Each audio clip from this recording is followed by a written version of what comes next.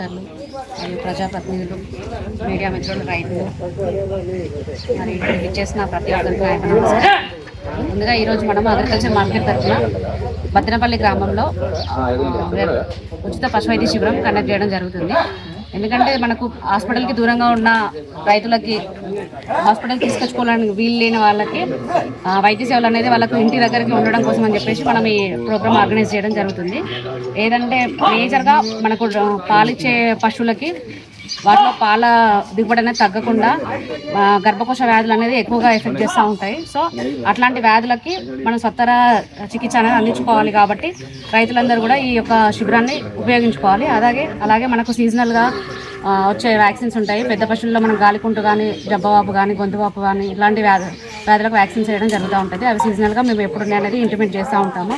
Either market పాల కేంద్రం ద్వారానైనా కానీ, లేకపోతే మన గోపాలమిత్ర సర్వీసెస్ కూడా ఉంటాయి, వాళ్ళ ద్వారా కూడా మేము ఇంటిమేట్ చేస్తూ ఉంటాము.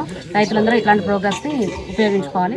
మేజర్గా ఈ క్యాంప్ అనేది ఎందుకంటే గర్భకోశ వ్యాధులకి అట్లాంటి వాటికి పాల దిగుబడి తగ్గకుండా ఉండాలి. కాబట్టి ఖచ్చితంగా ప్రతి ఒక్క రైతు తీసుకొచ్చుకొని కట్టకపోయినా, చూడి కట్టకపోయినా, లేకపోతే రిపీట్ అవుతున్న యానిమల్స్కి అయినా కానీ, లేకపోతే ఎదగ రాకుంటుండే అట్లాంటి యానిమల్స్ని మేజర్గా తీసుకొచ్చుకొని వాళ్ళు ఈ క్యాంప్ని యూజ్ చేసుకోవాలని నిర్వహింపబడుతున్నటువంటి ఉచిత వైద్య శిబిరానికి చేసినటువంటి మన వైస్ చైర్మన్ నరసింహన్ గౌడ్ గారికి, అలాగే డైరెక్టర్లందరికీ, అలాగే డాక్టర్ గారికి మరియు నాయకులందరికీ నాకు నమస్కారములు.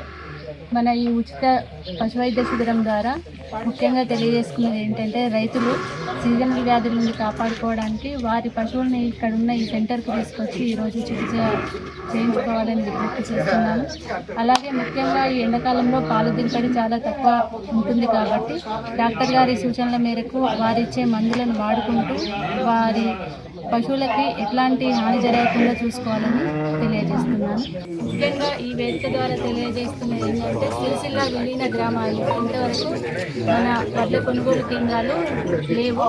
అయితే ఇప్పుడున్న కలెక్టర్ గారి సూచనల ప్రకారం, అలాగే రైతుల విజ్ఞప్తి కోరిక మేరకు మేము వారి ఏవైతే విలీన గ్రామాలు ఉన్నాయో అక్కడ కొన్ని స్థలాలను పరిశీలించి వాటి కొనుగోలు కేంద్రాలు ఏర్పాటు చేయడం జరిగింది. ఇందులో సిరిసిల్లలోని పాత ఏఎంసీలో సిరిసిల్లకు కేటాయించడం జరిగింది. అలాగే మన చంద్రంపేట, తగుడు, ముష్టిపల్లి ఈ 3 గ్రామాలకి ఒకే చోట వేర్వేరు కేంద్రాలు ఏర్పాటు చేయడం జరిగింది. అలాగే సర్దాపూర్ ఏఎంసీ, మన ఇప్పుడున్న ఏఎంసీ సెంటర్లో కొనుగోలు కేంద్రాలు ఏర్పాటు చేయడం జరిగింది. మిగతా గ్రామాలు పాత క్షేత్రాలు ఏవైతే ఉంటాయో అవే ఉంటుంది.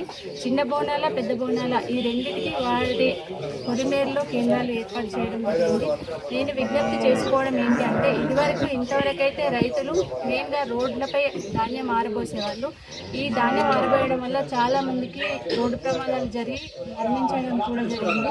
దయచేసి రైతులు గమనించి వారి ఏ ధాన్యం అయితే ఉందో దాన్ని కొనుగోలు కేంద్రాల దగ్గర మాత్రమే ఆరబోయాలని, రైతుల దళారులకు అమ్మి మోసపోవద్దని మేము ముఖ్యంగా విజ్ఞప్తి చేస్తున్నాం.